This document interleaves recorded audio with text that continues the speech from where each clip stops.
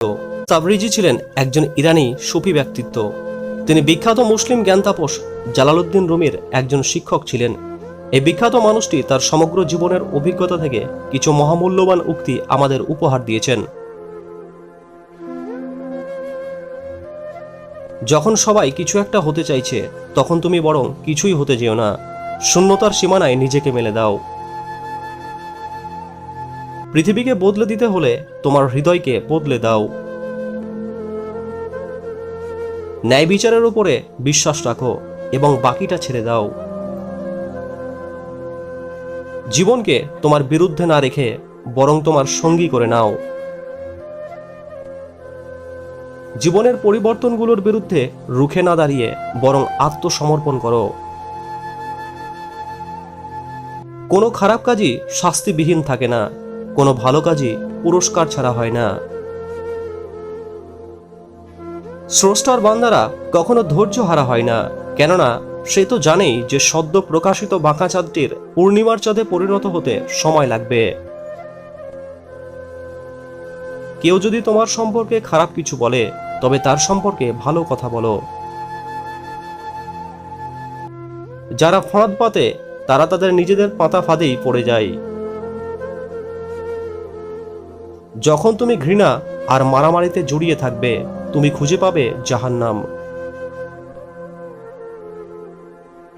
তুমি যদি খারাপ কথা বলে চিৎকার দাও, সে তোমাকে তেমনই ফেরত দেবে। পৃথিবীটা সুউচ্চ পর্বতের মতন, এখানে প্রতিধ্বনি নির্ভর করে তোমার উপরেই। তুমি যদি ভালো কিছুর জন্য প্রত্যাশা করো, পৃথিবীও তোমাকে তেমন প্রতিদান দেবে। ঘৃণা আর গোঁড়ামি অন্তরকে কলুষিত করে, এসব বিশুদ্ধ জল দিয়ে পরিষ্কার করা যায় না। শেখার জন্য তুমি পড়াশোনা করো, কিন্তু কিছু বুঝতে হলে তোমার প্রয়োজন ভালোবাসা। যখন তুমি কোনো চুক্তি, যুক্তি আর প্রত্যাশা ছাড়াই ভালোবাসতে পারবে, তখন তুমি জান্নাত খুঁজে পাবে। ভালোবাসা ছাড়া জীবন হলো স্রেফ আবর্জনার মতন।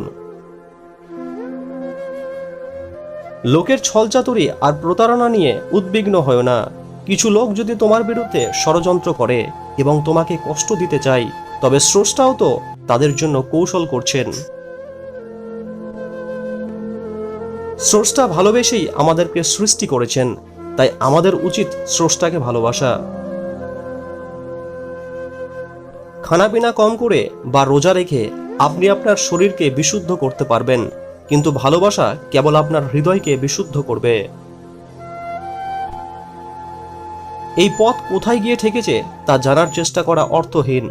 তুমি শুধু প্রথম ধাপটি নিয়ে চিন্তা করো, পরেরগুলো এমনিতেই চলে আসবে। তুমি হয়তো এখনো দেখতে পাচ্ছ না, কিন্তু এই পথের শেষে জান্নাতের অনেক।